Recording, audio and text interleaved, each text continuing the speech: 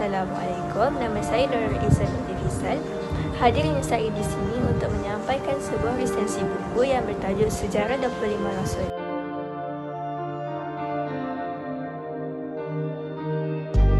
Buku ini mengisahkan tentang perjuangan yang disulami, pengorbanan, penderitaan yang dihadapi oleh para rasul untuk menyampaikan risalah daripada Allah SWT kepada kaumnya. Buku ini juga mengajak kita untuk kembali dengan hati yang insaf dan meneruskan perjuangan yang suci lagikan mulia ini.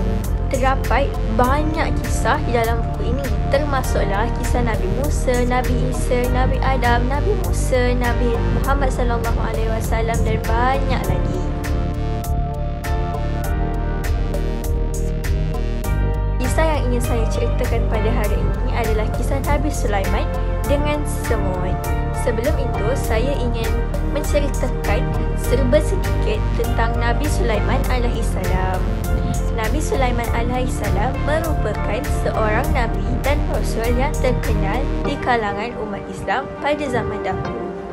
Nabi Sulaiman merupakan putera kepada Nabi Daud. Dengan demikian, Nabi Sulaiman juga datang dari kaum Bani Israel.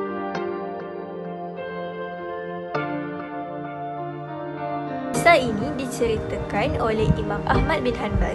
Menurut beliau, kisah ini bermula dengan Nabi Muhammad SAW memberitahu para sahabatnya bahawa baginda akan berkahwin dengan seorang wanita dari Mekah. Maka pada keesokan harinya, ramai para sahabat Nabi Muhammad SAW datang ke rumah baginda untuk menghadiri majlis yang telah dijemput itu. Kabarnya, persediaan makanan yang disediakan untuk majlis itu sangat sedikit, walaupun tetamu yang diajak ramai sekali. Melihat hal yang sedemikian itu, maka segelintir para sahabat memperkatakan tentang persediaan makanan yang sedikit itu.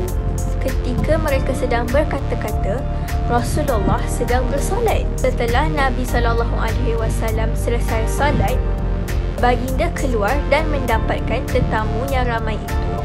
Tiba-tiba baginda bertanya, "Wahai para sahabat sekalian, apakah yang kamu mengumpat tadi?" Mereka pun menjawab, "Masalah rezeki ya Rasulullah." Maka sambung baginda, "Pernahkah aku menceritakan kepada kalian tentang sebuah kejadian yang telah diceritakan oleh Jibril alaihissalam kepadaku?" Tanya Rasulullah. Maka baginda pun menceritakan kepada mereka tentang perihal Nabi Sulaiman alaihissalam kepada seekor semut.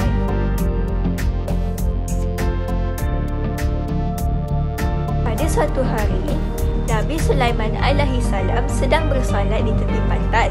Tiba-tiba, lalu seekor semut di hadapannya dengan membawa kertas berwarna hijau.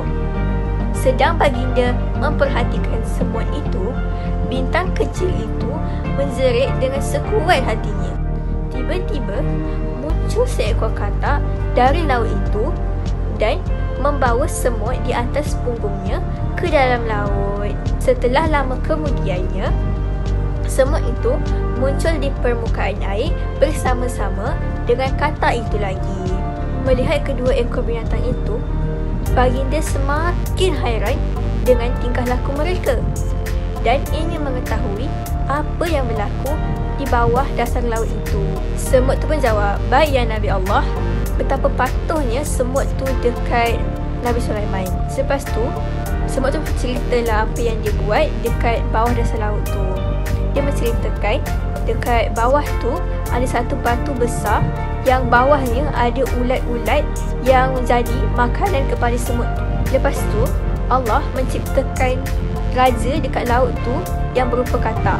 So katak tu yang akan jemput semut tu pada setiap hari untuk makan. Lepas semut tu sampai kat tempat batu besar tu, secara anehnya batu tu akan terbelah jadi dua dan ulat-ulat tu akan keluar daripada batu tu dan semut tu akan makan ulat-ulat.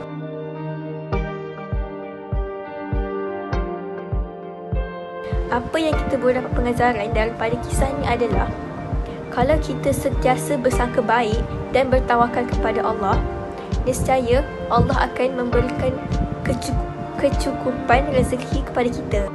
Sekian sahaja daripada saya. Sekian, terima kasih.